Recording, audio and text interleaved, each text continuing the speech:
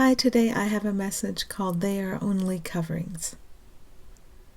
Okay, so the first statement is when the ego says, I need this to change in order to be happy. It helps to see that this is nothing. That's a challenge to the ego, but it's not a challenge to you or to me, because we're not the ego. So the ego is busy saying, I need this to change in order to be happy. And we could take a moment to see that this is just an illusion made by the mind.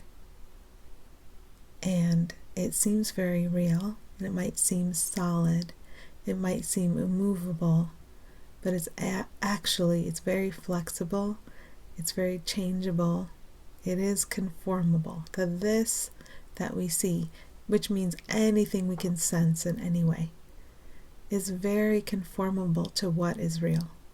But when we're insisting that a particular this is the determiner of our happiness or our unhappiness, we're saying that something unreal can make us happy or unhappy. Really, reality, what it is and what it always will be, is our happiness. And we can never lose that. Things will appear to change. I think what we do is release all things to change under the guidance of what we are together, and not in alignment with what seems to be a single shouting voice of ego. Just letting everything harmonize and demonstrate to all of us what is real, and help all of us let go all the ideas of what is unreal. So seeing ego's this, anything the ego would call this or that, or this opposed to that, this is worse than that, this is better than that, if only you had done this instead of that. This person's doing this or looking like this or has this, and here you are doing this or looking like this or having this, that. In comparison, you have that, they have this, and oh no, it's terrible, the difference between you two. If only you were more like they were, you could have what they have, or if only they were as good as you. Yeah, that's the nothing we've been tricking ourselves with, the difference. And we've been fooling ourselves that this perceived difference, let's pretend that I'm better than you. And that perceived difference could make me happy and leave you unhappy. And this goes right down to appearance, too. We use the differences to pretend that we can be happy or unhappy because of how things appear physically, because of the qualities different things seem to have in opposition to each other. And all of it is the lie. So every value we've gotten from the ego, it changes or it drops away as we remember what is real and what is unreal. So the forms are very flexible, but we have to remember that everything the ego is telling us is real and significant and beneficial and or damaging is a nothing, and that makes the form very flexible. Where our fears are still firmly in place, we're not going to go against that. So the ego might try to sell you a story at this point. Without my fearful protection, you're going to do something very dangerous that would hurt you. Notice that the ego is treating you as a body, and you're identifying as a body in this scenario. When you're not a body, no one else can be a body, and the body can't be real even for a second, although it can be imagined. But that being said, any fear we still cling to, we're not going to go against it. So Spirit works very gently with us, and time works very gently with us to understand that our fears never did keep us safe, and we never were bodies. But we don't have to try to pretend that's not so. Well, it's still so. Spirit will just work with us very gently. But while Spirit's doing that with all of us, it can be helpful to see all the forms are very flexible. Ego wouldn't like this because it bases its idea of safety on the stability of form. But we can get our safety from the idea of the stability and the sanity and the benign power of spirit, which is here in everyone and everything. So we switch our stability and we reorient toward that stability. And that's what time is for now, to understand how to orient toward and trust in and flow with the true stability and sanity and benign power and beauty present everywhere, in everything. Okay. Think of form as cling wrap. It is clinging to what is real. So to ego, the forms seem to have all the significance. We want this form and we don't want that form. But if form is just a tiny, thin, flexible wrap clinging to what is real, to the light, it's dependent on light for its power. Our ability to perceive the power that makes that possible, to imagine that we perceive, that comes from light and love. Even if we're going to imagine that we perceive evil or we perceive death, the only power there is the power of goodness without opposite. So anything we seem to do or that seems to be, all the illusions, they're all powered by goodness without opposite. And so that is what form, this cling wrap of form, it's very thin form, is clinging to. It's clinging to what's real. And what's real and huge and powerful and united? Light, love. What's real? What's real is what's real. And the form is a very flexible cling wrap, just sticking to that. Not actually, this is a metaphor. My experience, my metaphors usually don't stick around. They'll get used today and then thrown away. And then there are endless metaphors, and they can be used as appropriate by Spirit with us in any moment. So what is real is the important thing. And that's what we're learning to reorient toward. Why not have form be a very direct reflection of what is real? There's no reason why it shouldn't be that. If I'm going to judge any form, I'm not allowing. If I'm judging, I'm not allowing. So anytime I feel off, I can feel myself not allowing. And so I can get into the setting where I'm in charge, you're in charge, we're the same being. And so if I'm in charge, you are in charge. And so we can, when we don't feel good, we can feel, I have not been allowing.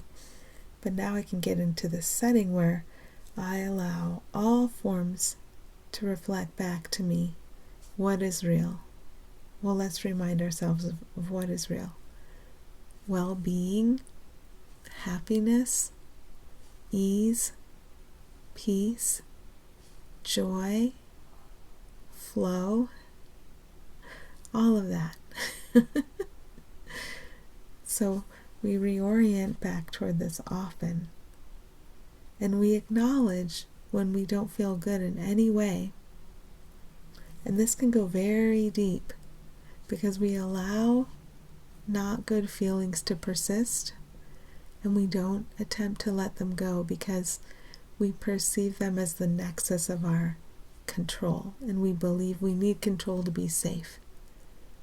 So we have these subtle, not good feelings we hang on to on purpose because we believe it keeps us in charge, and we believe we need to be in charge to have anything for ourselves or to have any safety. That's okay, because those beliefs just got exposed right now. We can put them in the light if we want to.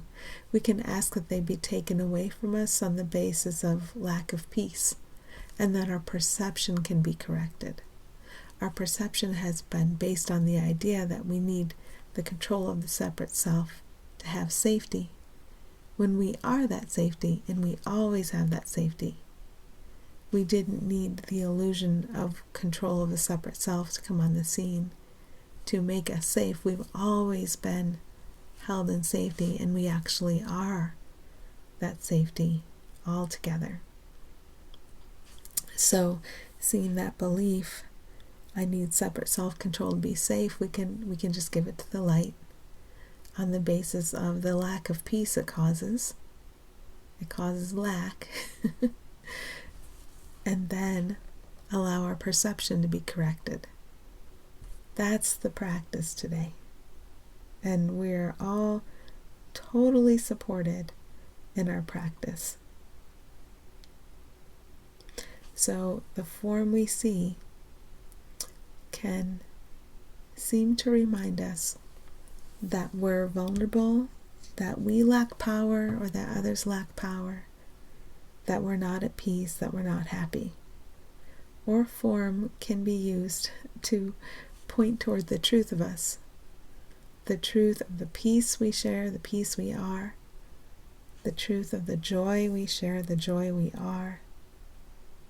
And this is very different to think of yourself in unison with all, being in charge of the form and what that form would tell you.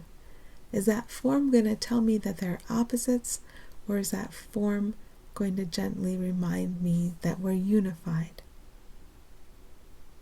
And you get to be in charge of that. It's not like these forms are out there doing their own thing. These forms are obedient to you, but think of you as everyone together. And when you reach out and you claim your identity and everyone and everything together, you don't violate anyone's free will, because truly there's only one will. We all share God's will. And God's will is for perfect happiness. And any of us can tune into that at any time. So we're all in charge of what form seems to be. And there is no disagreement among us. I might look out and see forms that indicate that you are different from me in some way. But those are just the forms I'm seeing right now. And forms can lie. we made form in order to lie to ourselves about what is real. We made form to bring opposition or evil or bad into apparent reality. Only apparent reality. It could never be real. And Spirit comes in and says, it's okay that you made form. I'll just take the form you made and I'll use it to point you back toward truth and to remind you of who you and you are and everything is and everyone is. So that's a very innocent, sweet, wonderful, helpful use of form. So every form, let's just put it in Spirit's hands and say, okay, just use it to remind me of who I am. And this is a big change for us all. It's a big change. And it's okay that it takes us some time to allow it. That's what a day is for now. To remember what we're able to bring online and to allow it to come online. Ego pretends that forms are very powerful when they are only coverings. So let's say I see you and you are wearing a dress and you are very powerful. And I keep saying, what a powerful dress you're wearing. That doesn't make any sense. I keep mistaking you for the dress, you for your covering. Something like, and then you could take the dress off and just stand in your full power and say, hey, it wasn't in the dress. I'm the powerful one. So the forms just reflect. And we can allow the forms to reflect or point toward the idea that opposites are real and there's a threat because opposites are just going to keep fighting with each other and tearing things down and destroying. Or opposites are real and some opposites I really don't like And some opposites I really do like, so my job is to try to gather all the opposites I do like close to me and keep all the opposites I don't like away from me. But the form is only the covering. And what the form covers is just one thing. The form isn't covering up opposite things. It's covering up just one thing. So the power isn't in the form, but we can allow the benign power of goodness without opposite to shine through every form, because that's what's actually here. This little light of mine, I'm going to let it shine. It can shine everywhere. So we look through the appearance of the form and remember the reality. The form is only the covering. That's our opportunity today.